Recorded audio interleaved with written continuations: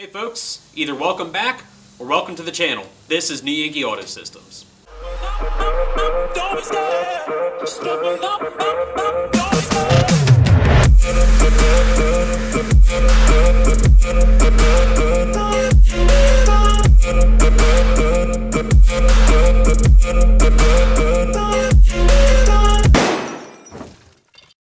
My name is Sean and this is my Street Legal Legends car build nicknamed the Petty Chevy.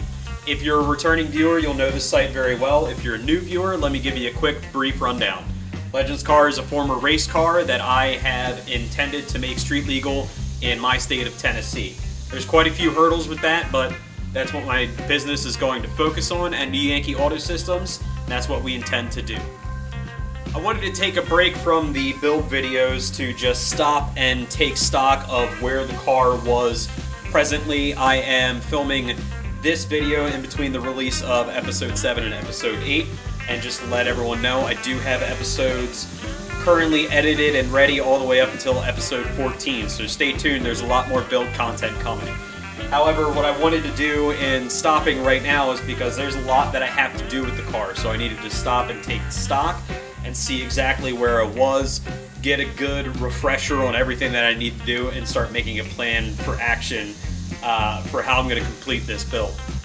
The reason why I'm making this video specifically right now is because, I'll be honest, I need some help. I would like to have some advice and some opinions from you, the viewers, of what you'd like to see done on Petty Chevy, or how you would do it, or how you have done it. I'm very new to this territory, very competent. I've got 14 years of mechanical experience, but this is a project I haven't taken on before. So if anyone's got any experience or expertise in this field, please feel free to leave a comment down below. I'm actually asking for you guys to weigh in on the project so far, because I've got a lot of decisions to make here coming in the future. I need to start ordering some parts, and ultimately this car is and always has been intended to be sold to the public once it is finished. So I can't just go ahead and build this car the way that I want it built, because it's not my car. That's not the intention. I want to start getting into a market where I can provide people with a street legal race car, because I think that's pretty cool, and I think a lot of other people will think it's pretty cool. In fact, if you do a quick Facebook search and you look for people wanting street legal versions, they're out there. There's groups out there, they want to know what they have to do to get it street legal. I don't have the answers for everybody, unfortunately, because every state is different. However, I am working within my state, Tennessee, to try and get this street legal, and if that is something that is actually feasible, I'm going to keep doing it.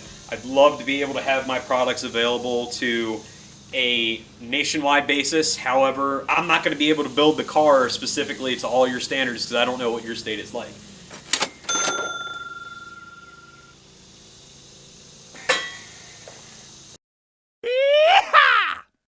At this point in the build, I have stopped and written down everything that I can recollect that I still need to do on the car, just giving myself a little project list so I can actually start ticking things off instead of just working on it and thinking, well, let's do this next and let's do that next. This will actually give me a hit list of items of things that I need to accomplish. And some of these items, I actually want to have the viewers' opinions on how they would do it or what style they would go for. My style is different than everybody else's. Ultimately, I've envisioned this as being kind of a cyber futuristic build.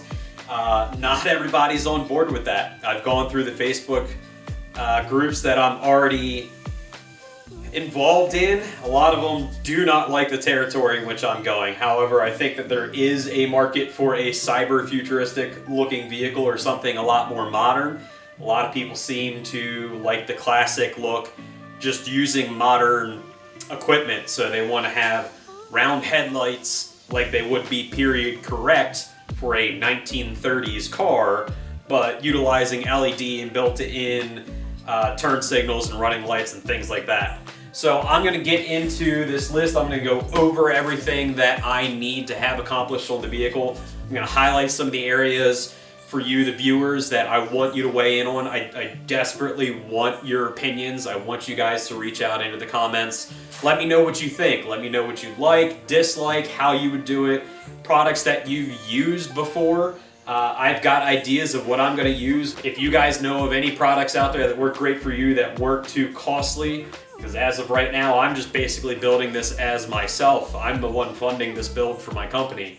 So if you guys have any options or advice, please absolutely feel free to word them in the comments. I will read every single comment on this video and hopefully respond to it and take all of your advice and opinions to heart, because I need some direction. Well, actually, I want some direction. I want this to not necessarily be a car for the people, somewhat of the people at least. I don't want to build things that are a super niche environment. I think that car already fits that. So I'd really like your opinions and advice, so please feel free to leave them in the comments. As far as the list of items that I need to get through and things that I need to do for the build, I do have everything here. I'm just going to kind of flip the camera around, show you guys, talk through it real quick. I don't want to get too in-depth in certain items. I'm just going to let you guys know exactly which items I'm specifically looking for your advice on.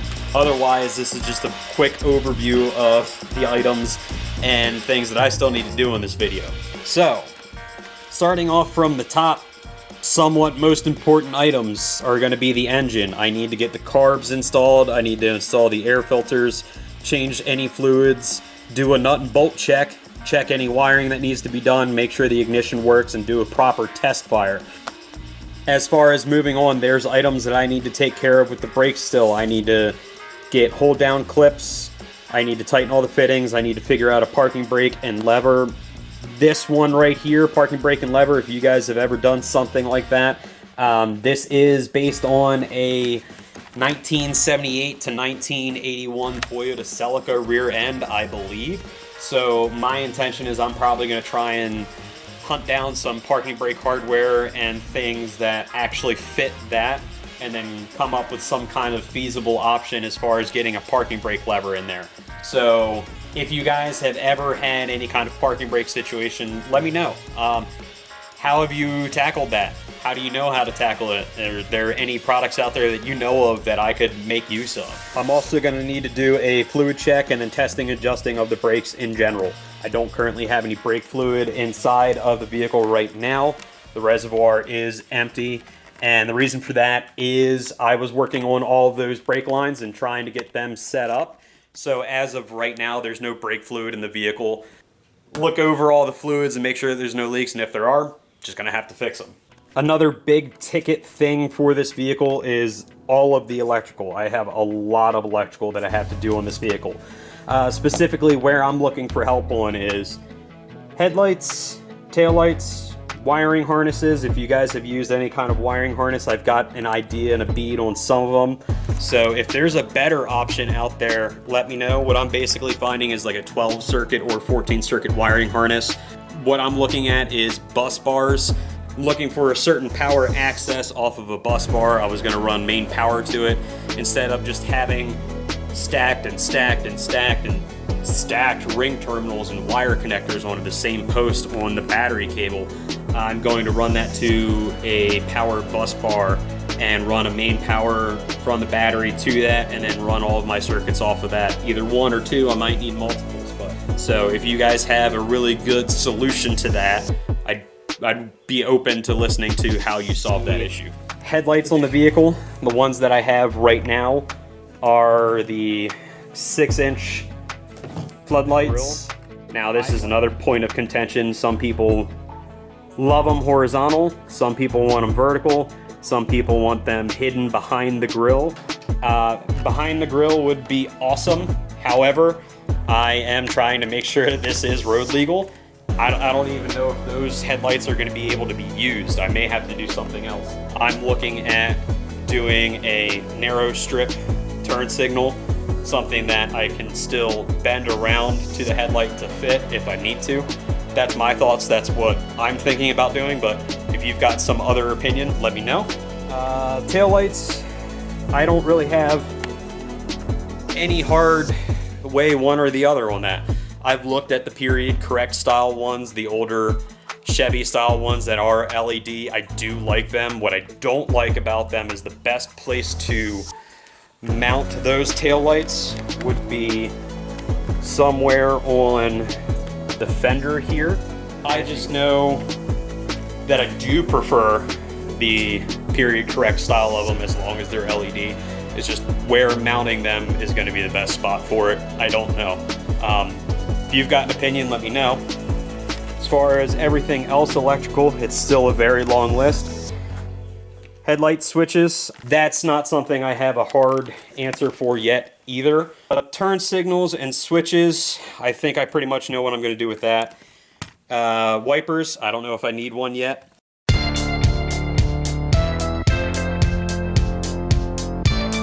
Tachometer and speedometer. Tachometer, I think I can pick up a signal from the engine. I've found some items on Legends Direct that does have a tachometer, or if you guys know of a way to get a general tachometer to work, let me know too what you've used. But if there's something that you've used, I'm not opposed to newer technology, something digital, if I can get it to work, but I would rather stick with something analog. Kill switch, I do have a working kill switch, but I have found that there is a push button style or turn style one that I prefer. I still need to wire up the fuel pump. I'd like to possibly use an amp gauge to make sure that my battery's working right. I need to fix the generator harness. You'll see that in, I believe it's episode 14. The pins keep coming out of it. Really driving me crazy. As far as the rest of the car, I still need to go do things with the fuel, fluids, and other. Fuel pump and wiring, I still need to get that done. Fuel cell back in, get fuel in it, check my plumbing and check my carburetors, see if they actually work. I might need to clean them. Fluids, I need to do an engine and oil filter change and diff fluid. I don't know what diff fluid is in there, if there is any in there right now.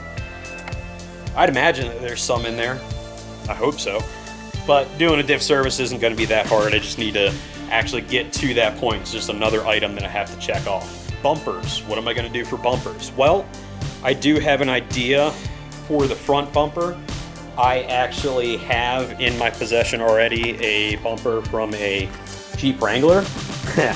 My idea is to cut it down to the size that it needs to be and hang that out the front of it. Obviously, it's probably going to be a little too far wide for the vehicle, but what I might do on this, because it is a stout bumper and I'm not afraid to do it, I might just cut it up, weld it back together, and get it sectioned and segmented to fit on the vehicle. That's something I'd like to do. That would also provide me with an opportunity to have tow hooks or well, they have tow hooks in it, so that would provide me an opportunity for somewhere to hook up in case this vehicle needs to be towed. I'm not stupid. I'm sure I'll need a tow at some point when I'm out testing something. Just want to make it easier because I don't have my own recovery vehicle. Nut and bolt check over the entire vehicle just to make sure that everything is good. I've been trying to keep an eye out for anything that needs to be tightened or fixed or taken care of as I work on the vehicle, but there are some other things. I haven't necessarily checked out the rear bumpers yet. I'm not very happy with how they do the rear bumpers, but I understand why they do it the way that they do. In case something breaks, it'll just shear off, but it'll still give you protection in the race. But it's only got one little bolt here that I think there's a nut welded onto this. I'd like to have a more stout bumper on the vehicle. So there's the seat. I do have a seat for the vehicle. It's over here. I don't know if I'm necessarily going to run it. It is a stock Legends seat. Whoever bolted the one in before, they have their bolt holes in here and in the seat. I don't think this seat came with this car initially, but they kind of had to drill it a couple times and they messed it up, so I might not use this seat. The rest of the vehicle, I mean, if there's anything that you guys see on it that you want to inform me of how you might do it or how you might like it, I will be receptive to the information. I'll be open-minded because, like I said before, this car is ultimately going to be built to be sold to the public. So I'd like to have some public opinion on it. What you think about it, what you like, what you dislike, what you would do, what you wouldn't do. Just weigh in. Tag me in the comments. Let me know what you guys are thinking. So let's recap. I've got a long list of items that still need to be done on the vehicle. I feel like I'm about 30% of the way through the mechanical and the electrical repairs on it. There are other items I need to start ordering, and I'd like to have everyone else's opinions and advice on what they would do. What style headlights would you choose? Tail lights, how would you do that? Have you used a universal wiring harness before? And if you have, which ones have you used and what good luck have you had? Tachometers, speedometers, accessory and styling, how would you guys want to see the vehicle done?